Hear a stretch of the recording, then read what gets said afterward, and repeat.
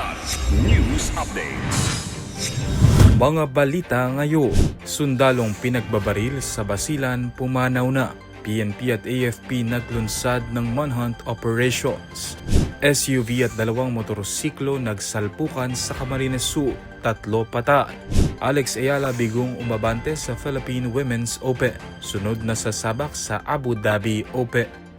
Ako po si Cesar Soriano para ihatid ang mga nangunang balita sa buong kapuluan ngayon. Pumanaw na habang ginagamot sa ospital ang 23 anyos na sundalo na si Private First Class Mark Anthony Liboon matapos barilin ng hindi pa kilalang mga armado sa Tipo-Tipo Basilan noong Enero 26. Sugatan din sa insidente ang kasamahan niyang si Private First Class Jomare Sadjail, kapwa miyembro ng 45th Infantry Battalion. Batay sa ulat, namimili ang dalawang sundalo sa isang tindahan nang pagbabarilin ng mga suspect na mabilis tumakas sakay ng motorsiklo.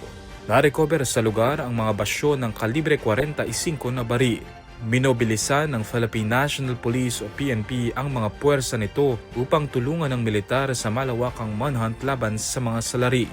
Naglunsad na rin ng Philippine Army ng pursuit operations sa kabundukan at karatig lugar ng Tipo-Tipo habang patuloy ang koordinasyon ng pulisya at militar upang matukoy at madakip ang mga responsable sa pag-atake. 3 ang nasawi habang isa ang nasa kritikal na kondisyon matapos alaruhin ng isang SUV ang dalawang motorsiklo sa Barangay San Juan Bautista, Goa, Camarines Sur, pasado alas 7 ng umaga ng Miyerkules, Enero 28. Batay sa investigasyon ng pulisya, nag-overtake umano ang SUV sa sinusundan nitong Trimobile nang mawalan nito ng kontrol at masagi ang nasabing sasakyan. Dahil dito kinain ng SUV ang kabilang linya at tuluyang bumangga sa dalawang kasalubong na motorsiklo.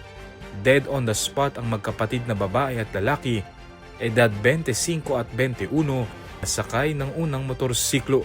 Nasawi rin ang 22 anyos na driver ng ikalawang motorsiklo. Samantala, nagtamo ng malubhang sugat ang 19 anyos na lalaking angkas ng ikalawang motorsiklo at kasalukuyang nasa kritikal na kondisyon sa ospital. Lumalabas sa investigasyon na posibleng nasa impluwensya ng alak ang 19 anyos na driver ng SUV nang mangyari ang insidente. Nabigo ang Filipina tennis sensation na si Alex Ayala na umabante sa kauna-unahang Philippine Women's Open matapos talunin ng Colombia na si Camila Osorio sa quarterfinals ng WTA 125 event sa Rizal Memorial Tennis Center kagabi, Enero 29. Naging dikit ang laban ng dalawa kung saan lumamang pa si Ayala sa score na 3-2 sa mga unang bahagi ng dalawang sets bago tuluyang maungusan ng mas experience na si Osorio sa score na 6-4, 6-4. Makakaharap ni Osorio si Solana Sierra ng Argentina sa semifinals. Sa kabila ng pagkatalo, na natiling positibo si Ayala at nagpasalamat sa pagkakataong makapaglaro sa sariling bayan sa harap ng sold-out audience. Sunod na aabangan si Ayala na napili sa main draw ng WTA 500 Abu Dhabi Open sa United Arab Emirates na magsisimula sa Pebrero 1.